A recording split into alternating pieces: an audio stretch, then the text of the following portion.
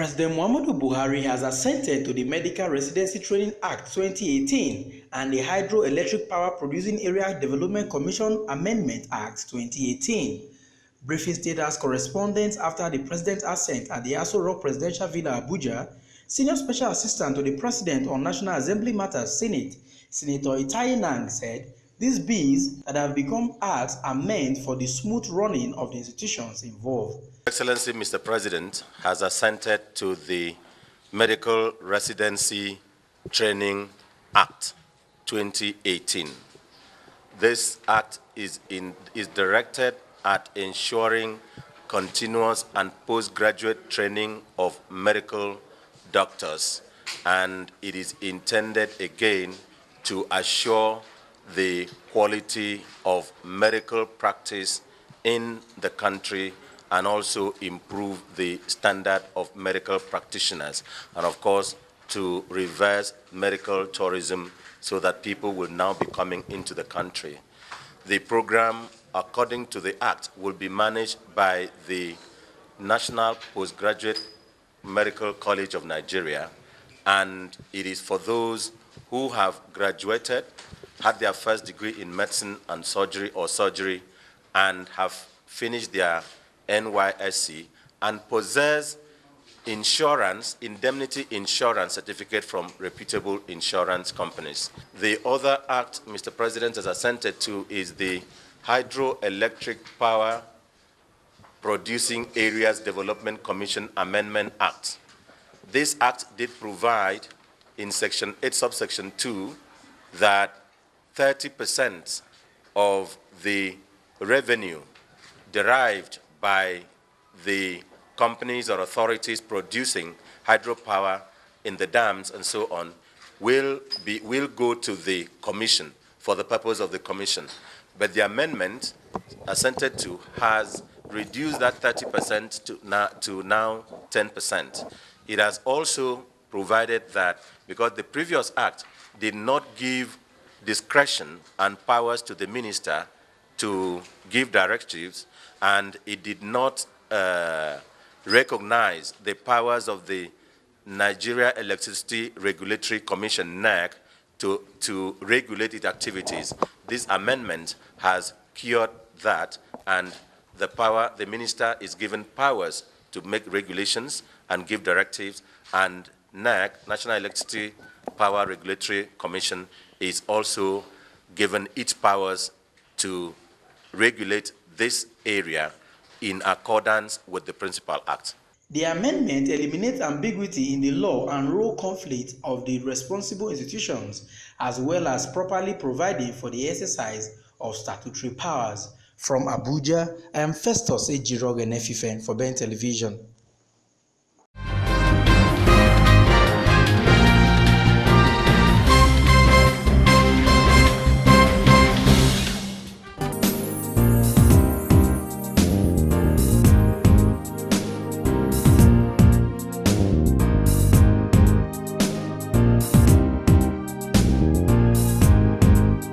Former Minister of Aviation, Ambassador Kema Chikwe, has come up with an institute that will help women to overcome contemporary challenges of leadership occasioned by discrimination. At the public launch of the institute in Abuja, Ambassador Kema said her political exposure at various stages of her life gave birth to the Women Leadership Institute. My tenure as the National Woman Leader of the People's Democratic Party, during which I consistently attended the CSW at the United Nations in New York, attended conferences in Gambia, South Africa, and some other countries, and also attended a diploma course for African women leaders in China in 2012, exposed me to experiences that I believe should be harnessed and shared to the benefit of other women, especially the upcoming leaders. The outcome of these experiences and exposure are the establishment of the Women Leadership Institute. Some women have been able to break barriers in leadership without passing through formal institutions, But these institutions are necessary because they create standards and form organized framework for achieving greater impact. She explained that Women Leadership Institute had designed a curriculum that will prepare women for leadership status. The WLI has designed a curriculum that prepares women for leadership in 3 categories, recognizing the quote of Chimamanda Adichie, who said that the problem with gender is it prescribes how we should be rather than recognizing who we are. Speaking on the mandate of the institute, the event moderator Anthony Ubani said the institute will provide framework for Nigerian and African women to succeed as leaders. WLI is an international leadership development organization that is primarily focused on providing a professional and non-partisan platform for women in Nigeria and across Africa to enhance their leadership capacity and to take on constructive roles in the political and economic development of Nigeria and Africa in general. While reacting to this 168th position of Nigeria in Parliament Global Index of Women Development, Eugenia Abu said a lot needs to be done for women to have a political voice. So at 168 is a bit of an embarrassment, really, to be honest. If you look at Rwanda today, after the war, after the genocide in Rwanda, a lot of Rwandan women are holding cabinet positions. Rwanda ranks higher than most countries on the continent. And yet Nigeria has been around for a very long time and therefore should lead the way. So at 168, I think all kinds of structures and all kinds of efforts should be done to improve that figure. We don't look very good in the Committee of Nations. We can do better. Also, Ambassador Kema Chikwe said there's hope for Nigerian women following the Rwanda milestone.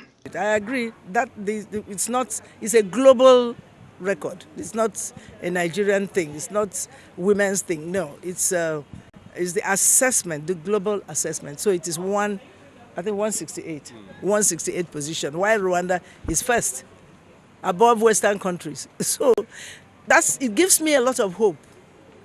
Because Rwanda is an African country. South Africa is there. I think Malawi, I think Senegal, they're all there, and they're African countries. If they can do it, why not Nigeria? But what Nigeria needs now is to develop its leadership capacity for women. And you know, when women take charge, things change. A consultant to the institute, Kamdi McEnnes, said the Women Leadership Institute will breed new women leaders. And I feel that this is a platform where it can breed new women leaders. And more importantly,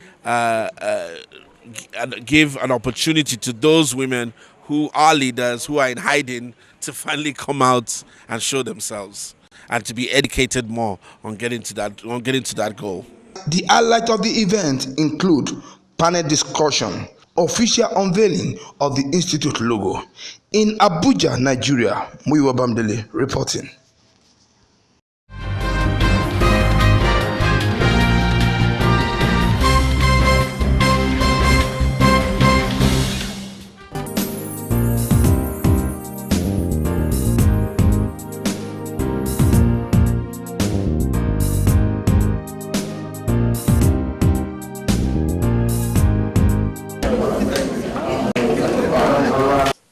The monthly meeting of the Federation Account Allocation Committee, FAC, ended in a deadlock in Abuja.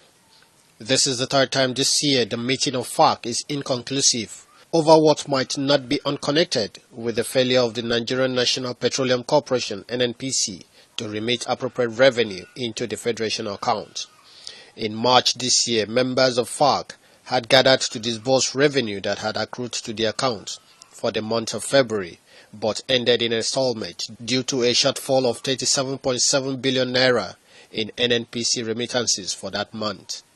Similar situation also played out in February.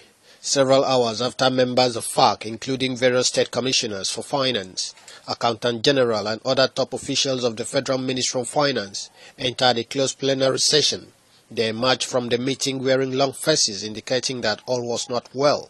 However, the Director of Information, Ministry of Finance, Hassan Dudu, who told journalists the meeting had been postponed, also declined to provide any reason for the postponement. Chairman Forum of Finance Commissioners of FARC, Mahmoud Yunusa, who declined to be interviewed, said in passing that members will go back to confer with the state governors. In March this year, FARC experienced a stalemate over allegation that NNPC withheld a portion of Federation Fund. It took the intervention of Kemi Adelson, the Finance Minister, to reach out to the governors to direct their respective commissioners for finance to accept February revenue.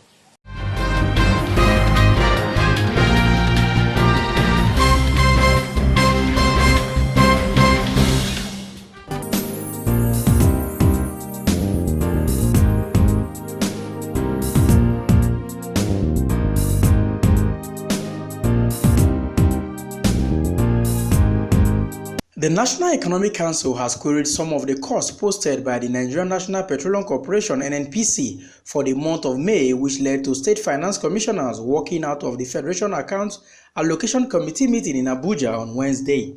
Explaining the position of the federal government and the state governors while feeding questions from State House correspondents after the National Economic Council meeting in Abuja, Minister of Finance Kemi Adeosun said there is need to have a relook at the cost posted by NNPC.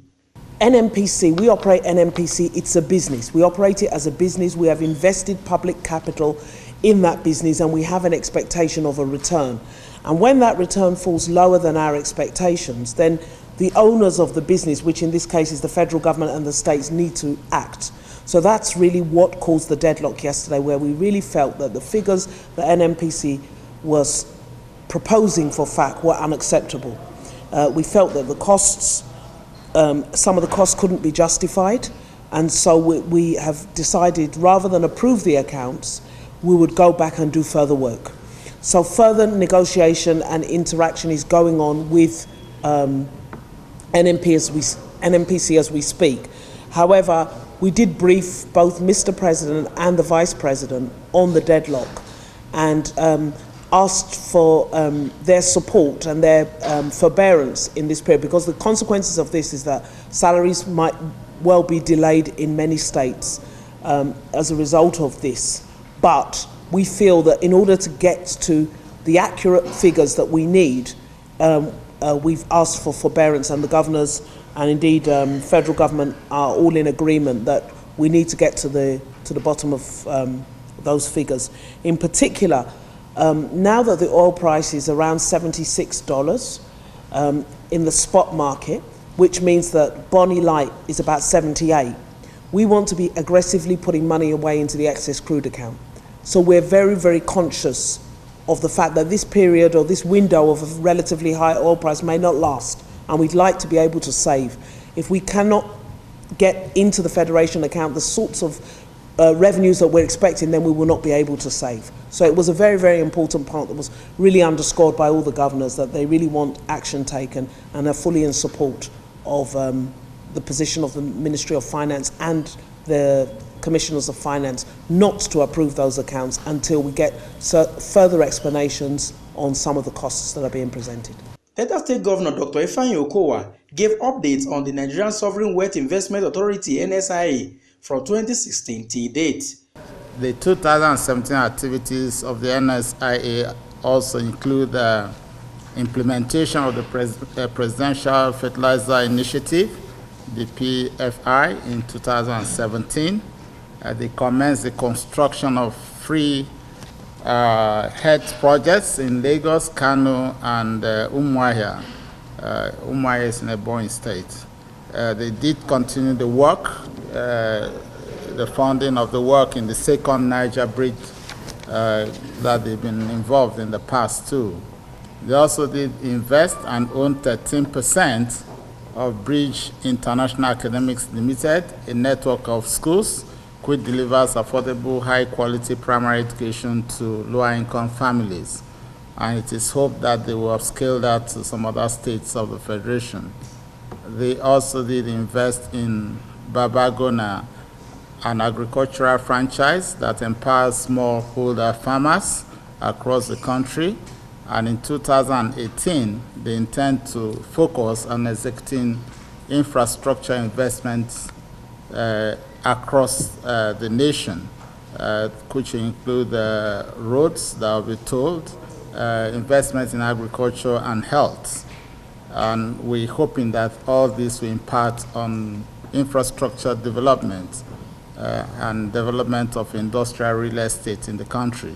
The National Economic Council also approved a request by the Ministry of Communication Technology for a proper addressing system in the country, as made known by the Deputy Governor of Kano State, Professor Hafiz Abubakar. The request today was for Council to consider and approve the proposed National Addressing Data Ecosystem Architecture for the implementation of the National Addressing System, as well as to consider and accord high priority status for the implementation of the National Addressing System program, and also support the full implementation of the National Addressing System program with adequate funds. These were the three prayers put by the Honorable Minister of Communications, and Council so considered and approved the request as well as the sample of the organizing address format. The National Economic Council, chaired by Vice President Yemi Osinbajo, comprises of state governors, finance ministry, and other relevant stakeholders from the ASU Presidential Villa, Abuja, and Festus Ejirogene Fife for Ben Television.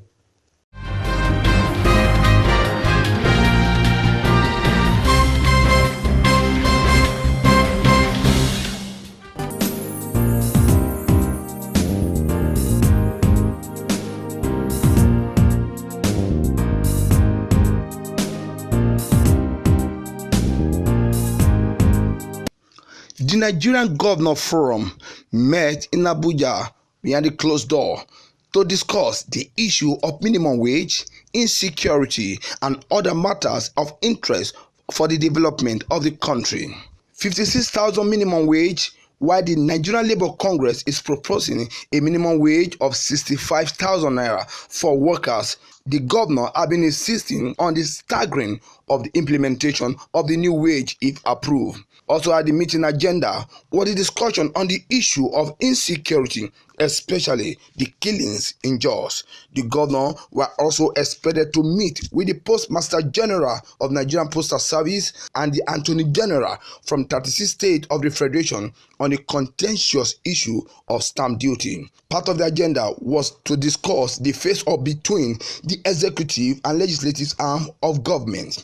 Meanwhile, the Nigerian National Petroleum Corporation expected to make presentation on the actual oil revenue generation and remittance from the corporation. Nigerian Communication Commission (NCC) was also expected to make presentation to the governors.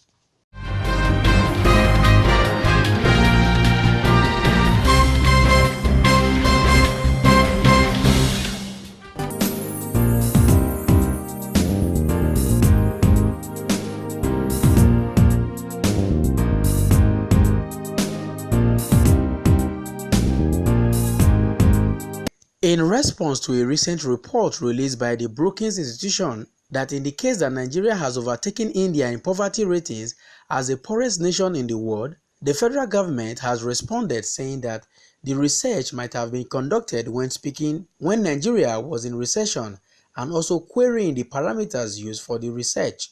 Speaking after the weekly Federal Executive Council meeting in Abuja, Minister of Industry, Trade and Investment Okechukwu Enalema said Nigerians should not panic with such reports. These reports, that there are reports that are lagging indicators, which means that people are reporting on history. There are reports that are leading indicators, which means that forward-looking. And of course, there are reports that generally capture like what you do, which is current, which is why the fourth estate is so important, because you're actually dealing with information that is current. So when you get reports from Brookings Institute, all these sort of people, you need to look at the context. I mean, somebody may have written a report when we're in recession. Remember that if you're in recession, what it means is that even though your population is growing, people don't stop procreating because there's recession. Your growth is flat, which means that in theory, depending on how they run those numbers, you appear to you'll be going the other way. There is absolutely no question that there is an urgency to create employment in Nigeria, and it has to be a collective responsibility. What I can tell you with certainty, based on one's background in business and in economics, is that if you complete the things we're doing on infrastructure and you implement these reports we're doing, that's what I mean by a leading indicator. Poverty will go down. There's no magic to it. But you have to do it first. You have to put in the infrastructure. You have to implement the economic program, which is what will create the opportunities. They don't drop from the sky. So I think we should roll up our sleeves as a people and do the work. Because if we don't do it, and our people continue to bear children, obviously they'll get poorer. So I don't think we should kid ourselves that poverty is something that just happens. I think it comes out of the need, the urgent need we have as a country, which is why we are focusing it as a government to make sure that we create the enabling environment, the infrastructure, and the things that are required to create opportunities for our people. Speaking on free trade zones in the 6 geopolitical zones of the country, Enalem has said about 3.172 billion naira is also being invested in these free trade zones across the country for the provision of infrastructure that will enable ease of doing business nationwide. That sought the Council's approval for the effective implementation of Project Made in Nigeria for Export, something called Project Mine initiative, which is aimed at developing world-class export-oriented special economic zones across the 6 geopolitical zones of Nigeria. And that memo was approved. That memo is anchored on creating the right enabling environment for special economic zones across the country. If you study other countries that have industrialized rapidly, you'll find that one of the things they did right was to have these special economic zones and industrial parks that are world-class, which means that all the infrastructure is there and all the requirements are in place. And the plan is to begin the development of those special economic zones across the 6 geopolitical zones as follows. We're going to do one in the Lagos State Lekki Free Trade Zone area, one in Katsina in Funtua Cotton Cluster Zone area, and another one in Abia in Enyimba City. We're also going to develop to world-class standards the existing 2 zones that the government has in Calabar and Kano. And then in addition, the council also approved pre-development work to start and development of greenfield special economic zones in Akwa Ibom, in Benue, in Ebonyi, in Edo, in Gombe, in Kwara, and in Sokoto states, with a further rollout to other locations in phase 2. Council also approved 133 million naira for the Joint Admission and Matriculation Board to acquire computerized-based test center infrastructure to avert leakages in the conduct of its examinations across the country. From Abuja, I am Festus Ejiroge Nefifen for Ben Television.